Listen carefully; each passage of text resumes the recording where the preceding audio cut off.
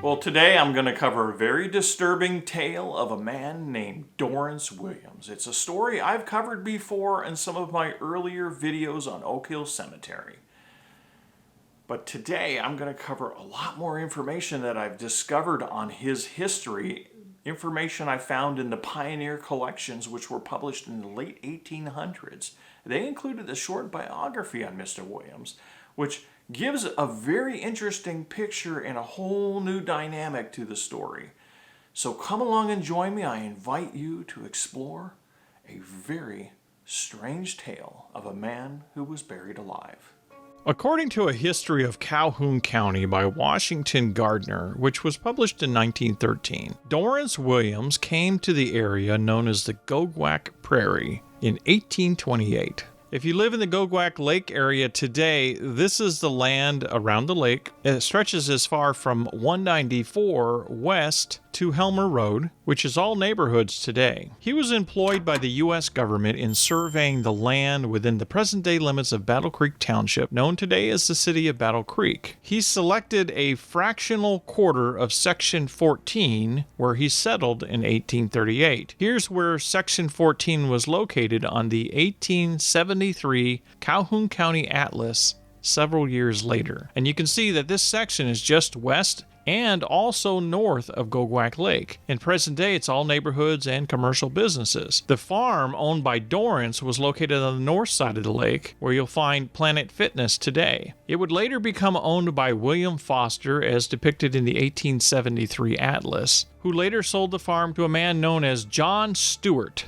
who would plant the first apple orchard in the township. Dorrance Williams is also mentioned in the Pioneer collections, which were first published in 1884 by the Pioneer Society of Michigan. And he shows up on pages 274 and 275, and they give a short biography of him which offers a unique insight into the character of Mr. Williams. It reads, Dorrance Williams came to the Goguac Prairie late in the fall of 1831 from Ohio and settled upon what is now the Foster Farm. He built his log house on the south border of the prairie near the woods. He owned in all some 400 acres of land, a part of it lying between Battle Creek and Goguac. Mr. Williams lived and died a bachelor. By those who knew him best, he was called a good man. Yet he was a peculiar man. He considered himself a gentleman even in the chivalrous sense of that term. He held the highest opinion of his honor, and his word no man must gainsay. Here we undoubtedly get a clue to the real difficulties attended him through life. His nice sense of honor, justice, and right did not spare him human nature, which he found in his dealings with mankind a pretty crooked stick at best. Dorrance Williams was naturally of a suspicious nature, and was afraid every man he dealt with was striving to cheat him. This kept him at feud with somebody most of his lifetime. Probably his memory comes down to more people through a lawsuit than by any other channel. The following nice distinction we have never heard equaled in any courtroom. The complainant in a lawsuit in which Dorrance was plaintiff was testifying as the latter, though falsely. This could not brook, and rebuked him with, "You lie, sir." Whereupon the court censored Dorrance, saying it would not allow such language to be used. This put the chivalrous bachelor on his dignity, and he thus explained, "Your Honor, had I said to this man, 'You lie,' I ought to have been fined for contempt of court. But I said, 'You lie, sir,' which last word, 'sir,' raised the expression from any vulgar meaning, and instead of slandering the man, I honored him by its use." The court, no doubt astonished at this profound distinction, waived all censure, and proceeded with the trial. At one time, Dorrance attempted to satisfy his curiosity concerning the Indian mound on his farm by digging it up. The Indians, observing him at his work on the mound with his spade, threatened him to such a degree that he was afraid to remain in this part of the country. He was gone something of a year before he eventually came back. The red men were the only people that Dorrance Williams had trouble with that he did not sue. He died at his home on the prairie some 25 years ago. In the book Beyond These Gates, published by Oak Hill Cemetery and edited by local historians, Dorrance Williams again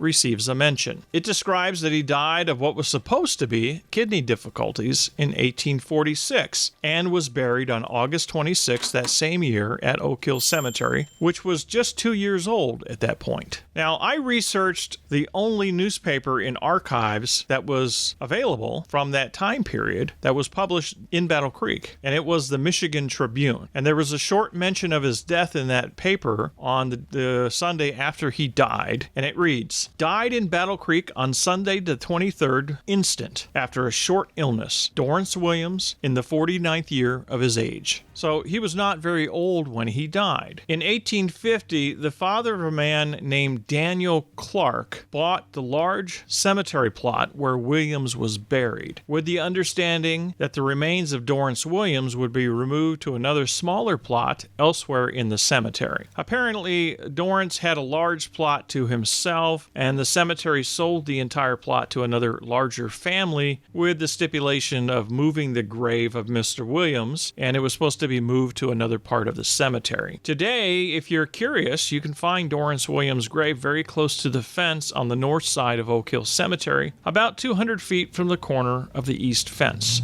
So the decision to move his grave was established in 1850. However, the work to move the grave was delayed until 1887, when the sexton finally got around to digging up the remains. The sexton of Oak Hill Cemetery at the time was Charles Sturgis, and he was assisted by Josiah M. Caldwell. Now, the information in Beyond These Gates, which is a slightly shorter version of the story, comes from an article that was published in the Battle Creek Daily Moon on Monday, October 3rd, 1887. So I'm going to read you the full article so that you can get the full context of what they found when they dug up his grave. This morning, while Charles Sturgis, the sexton of Oak Hill Cemetery, assisted by Josiah M. Caldwell, were removing the remains of Dorrance Williams on the cemetery lot now belonging to Daniel Clark, they made a discovery that leads them to declare that the remains were buried alive. Williams was well known to the old residents as a very eccentric old bachelor with a great deal of money. He owned at one time what is now the Foster Farm, and much other valuable property adjacent to it on the prairie. In August 1846, he died of what was supposed to be kidney difficulties, and on the 26th day of that month was buried on the lot where his remains were unearthed this morning. He never had any relatives that could be found by a most untiring search, and the old residents remember there was something peculiar about his case, but cannot call to mind what it was. In 1850, Daniel Clark's father bought the cemetery lot with the understanding that the remains should be moved to another part of it, which had been deferred doing from time to time until this morning when the sexton, assisted by Mr. Caldwell, dug them up. They found the head, which was a remarkably thick skull, turned to one side in the corner of the coffin, with both hands clinched to it. The body was turned over from the way it was originally laid, and the knees were brought up under it clear to the chest. The position was one of real desperation, such as a person would assume in the dread despair that must have come on him when he realized the true nature of his dreadful situation. The bones were in an excellent state of preservation, considering they had laid there for over 40 years, and readily disclosed the position to be one that could not have been assumed by them except that there was life in the coffin to draw them into their position. The sexton, his assistant, and all who have seen the remains, or were knowing to the circumstances surrounding his death, give it as their undoubted opinion that Dorrance Williams was buried alive. It is fortunate that no one of his family survives to be haunted by the terrible thoughts of his sufferings, despair, and final death in that limited cell. So what comes to mind with myself when I read that last article and connect it with the earlier biographical writings on Dorrance Williams, the statement that old residents remember there was something peculiar about his case, but cannot just recall to mind what it was, that leaves me a little bit suspicious on who they were interviewing at the time of this article and what they actually knew. Now consider this, was there some hidden plot to get back at Mr. Williams for all of his annoying lawsuits? Did someone have an axe to grind to want him to suffer? Or was it just unskilled medicine at the time where they were unable to identify that he was truly dead? Or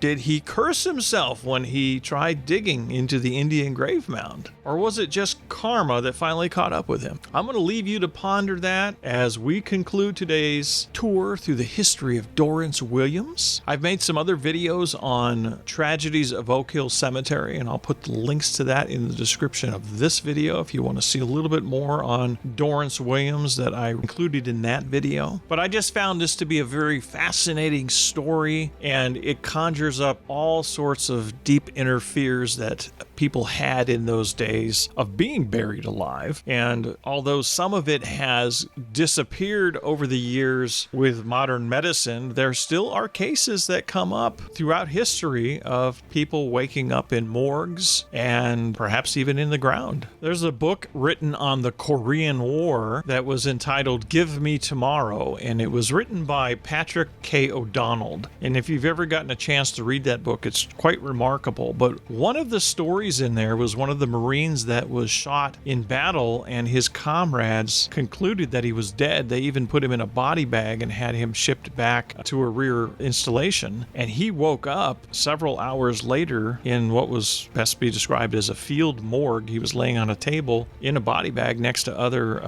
bodies, and he woke up and unzipped himself and managed to catch the attention of a corpsman. And that's just one incident in fairly recent history, and I'm sure that there are other accounts of it all over the world where people have been buried alive, where they don't really have funeral services or medical facilities, and there are conditions that somebody might be unconscious or in a coma that could be misconstrued as death. So it's quite an interesting subject to explore, and it's a little bit chilling, to be honest with you. Well, that's going to conclude today's journey through some strange history from the Goguac Prairie with the story of Dorrance Williams, which leaves you to ponder some very interesting questions. If you liked today's video, please take a minute to hit the like button down there, subscribe to the channel, and share the video with others. If you'd like to support the work that I'm doing here, please check out some of the links down below. You can make a direct donation or buy some merchandise to support the channel. And if you listen to podcasts or want to check out my new podcast, it's called Tales of Southwest Michigan's Past. It's available on Apple, Spotify, Google, and all sorts of other podcast hosting applications. And on that podcast, I'm able to share stories that I can't always find time to put into video form. So definitely check that out, and maybe listen in your car while you're driving around town or to and from work. And I invite you to join me next time as we explore some more fascinating history. Thanks for listening. Thanks for watching.